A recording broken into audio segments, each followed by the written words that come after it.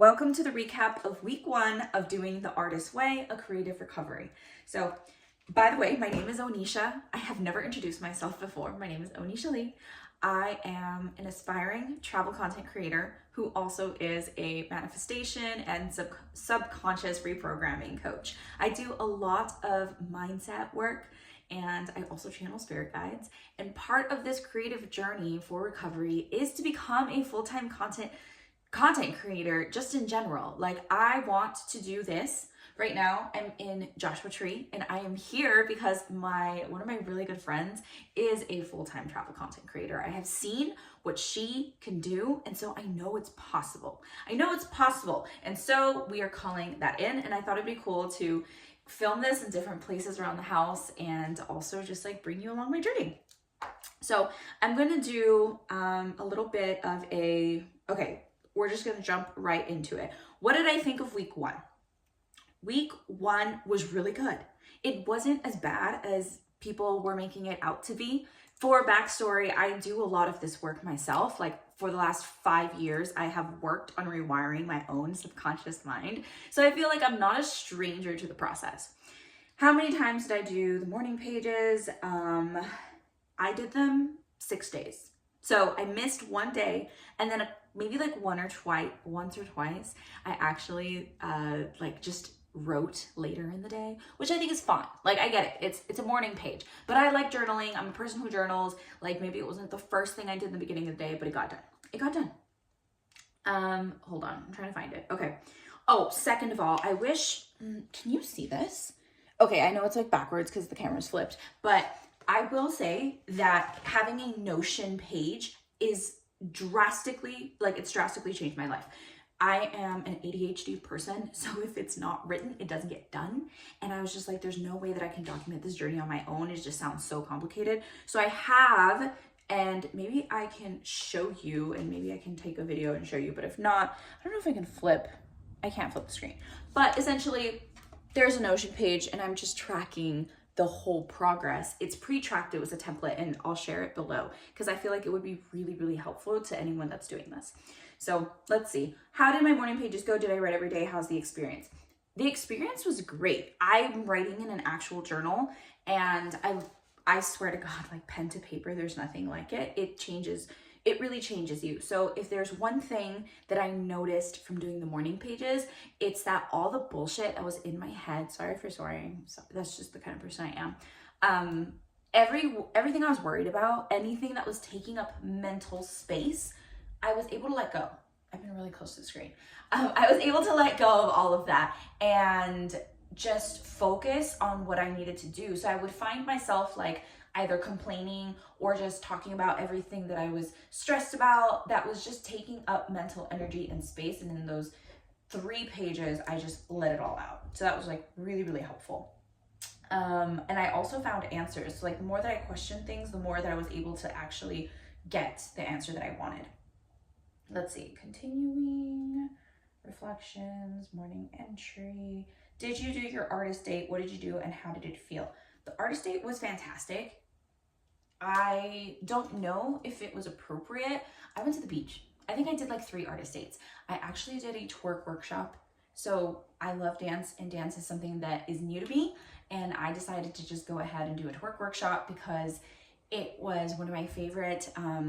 She is super famous. She actually has an OnlyFans, but the way that that woman moves her body is unreal. And it was $80, which was kind of a lot for a dance workshop or just a workshop in general. Like, I don't normally do these types of things. I'm not normally naturally a dancer, but it felt like the divine. The divine was saying, Onisha, you have to do this. You have to do this because this is something that is really interesting to you. And it is just like, it was calling my name. So I did it. I put myself out there. I went alone. I didn't have friends, and I had a great time. And it was pushing me out of my comfort zone.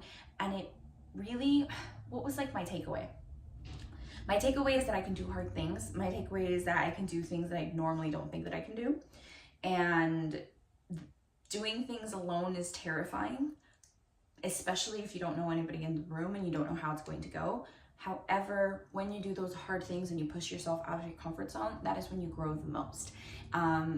So yeah, it was something just for me. And I think that's kind of what the artist date is about. It's about letting go of expectations and not doing it for anybody else except yourself, which I really enjoyed. Let's see, and then there's the last thing. How did it feel? Were there any other issues this week that you consider significant for your recovery? Describe them. So yeah, speaking of one of the, sorry, they're all here. One of the things that we had to do, I think, was time travel horror story, write a detailed story about a creative enemy. And in it, I didn't recall like anybody specific. And then my 3rd grade teacher came to play. So my 3rd grade teacher was a terrible person. Like truly, she should not have been teaching children. And I didn't realize that this story was still bugging me. And it wasn't anything like, she wasn't like a creative monster. She was just a monster. And it brought up all of like my feelings of authority and how I don't like to be told what to do, but I also don't really believe in myself. So it just brought up a lot of emotions. And one thing that I do, which I feel like could be helpful for you, for me, for anybody really, I channel your spirit guides. I channel spirit guides in general, and they're called the Akashic Records. It's how I access them. I went into my Akashic Records and I asked them about Mrs. Mendenhall, and we just rewrote my whole story. We brought up, and this is gonna get super woo, but it's me. It's for me. This video is for me. It brought up past lives. So it was like nothing to do with the current present life. She was being triggered by like past versions of us, of our lifetimes. And it was just like an unfortunate situation. But my guides were like, this isn't serving you anymore. Like, you can let it go. I cried. We did the whole ordeal. And then that was it. Like, it was really, really cool.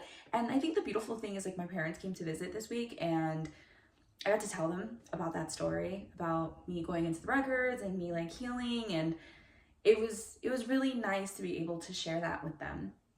So I guess like a really random thing is, my parents are like a huge supporter of my creativity. And when I really think about it, so are so many of my friends. And I think it's just funny how we hold ourselves back because we don't believe that we're worthy and capable of things. But at the end of the day, it really is just our mind that is making up these stories, which is so dumb. It's so dumb. And I constantly tell myself, like, why am I holding myself back? Like, I'm literally in this gorgeous, beautiful, wonderful Airbnb with one of my best friends who does travel content creation. But here I am sitting on my ass because I don't fucking believe in myself. Like, somebody has to believe in me. And it's gonna be me, because no one's gonna live your life except you. No one is going to push myself and do the actions necessary to get to where I want to be. I always think about it in terms of like being a personal trainer, because that's like where my background is in fitness.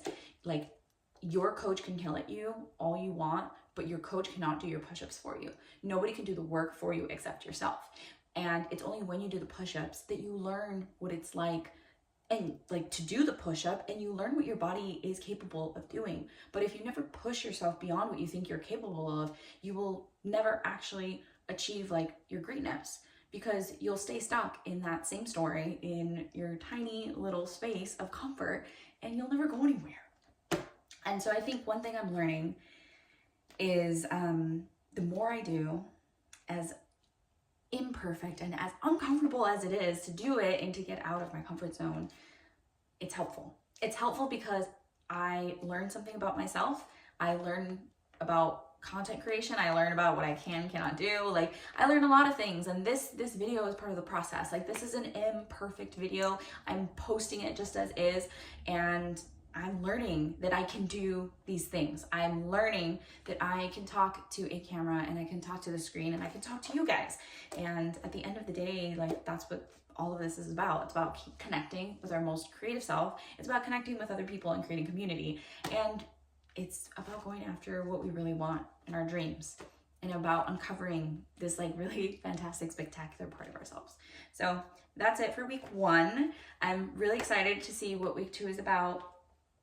I already started the morning pages. I think week 2 is about fear. Don't quote me on that. It's not in front of me right now, but maybe I'll do like an in-between week check-in, because I feel like that could be cool. That could be fun. and I will see you at the end of next week. Thank you.